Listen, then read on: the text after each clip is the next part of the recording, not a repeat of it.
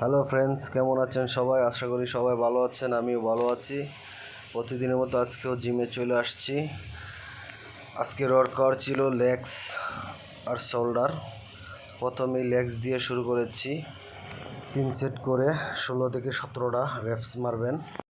আপনারা যখন জিম ক্লাবে জিম করবেন অবশ্যই ট্রেনার নিয়ে জিম করবেন। ট্রেনার নিয়ে জিম করলে প্রতিটা ওয়ার্কআউটেই সুন্দরভাবে করতে পারবেন। আপনারা যারা গ্রামে জিম করেন অবশ্যই অনলাইনে ভিডিও দেখবেন, ভিডিও দেখে তারপরে জিম করবেন।